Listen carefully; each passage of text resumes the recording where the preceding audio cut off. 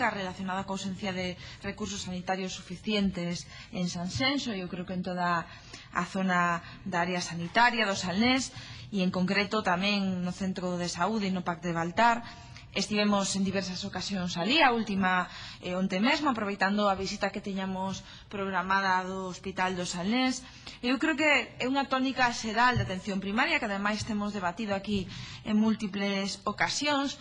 a noso entender relacionada cos recortes globais de personal, pero tamén con algo relevante a hora de defender e de autorreivindicarse a propia atención primaria, que é esa perda de capacidade decisoria e autonomía por esa perda tamén das xerencias de atención primaria, que non estando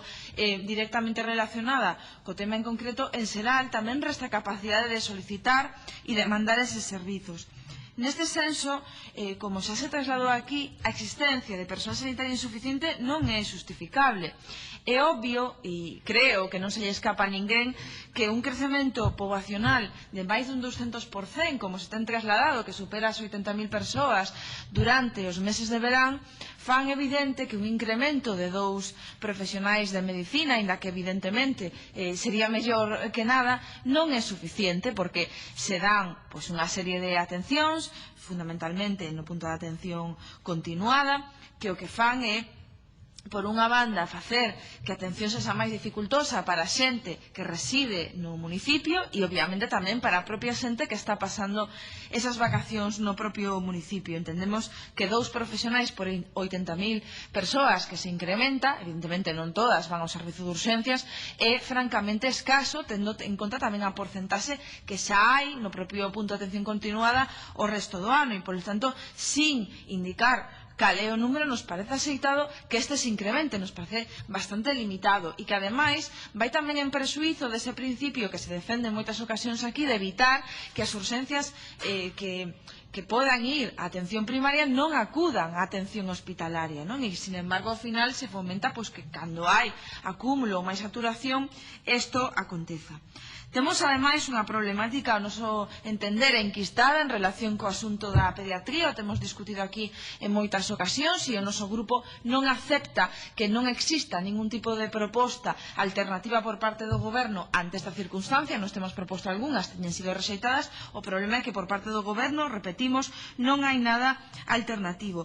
E creo que a demanda que se fai por parte da veciñanza é francamente razonable, porque xa non se está solicitando que exista un pediatra ou unha pediatra de urxencias, sino que trasladan que, tendo en conta a posibilidade de que unha persoa funcionase ou traballase en quenda de tarde, se cubriría desa maneira un horario de mañan e tarde. Creo que son suficientemente razonables todas as persoas que se levan mobilizando durante todos os meses, as diferentes plataformas de veciñas e veciños e os colectivos tamén de pais e de nais, pois dando unha proposta de solución que evidentemente non é esa de que xa se fan cargo da dificultade que ten a Xunta de Galicia para cubrir 24 horas. E no caso da ambulancia de soporte vital avanzado, desa UBI móvil, é unha demanda que xa ten vido moitas veces esta comisión, como xa se ten especificado anteriormente, que se ten tratado tamén no debate orzamentario, o noso grupo, e entendemos que ademais os demais tamén, ten feito emendas, propostas de emenda para solicitar unha ambulancia medicalizada do Salnés, e que tampouco se pode perder de vista que no ano 2011 a Xunta de Galicia e a través do 061 decidiu suprimir 5 ambulancias medicalizadas no conxunto do país, unha delas no Salnés, que non había, pero sin en Marín, e evidentemente tanto as poboacións como os técnicos e técnicas sanitarias e en xeral os colectivos de profesionais teñen defendido a necesidade tanto de incrementar esas ambulancias asistenciais, esas UBIs móviles, as ambulancias de soporte vital avanzado, como as ambulancias asistenciais. De feito, este grupo ten feito unha proposta, ademais de a nivel orzamentario que ten traído esta comisión e que ten sido rexeitada. Nos creemos que con pouco acerto, porque nos parece pouco, digamos, prudente rexeitar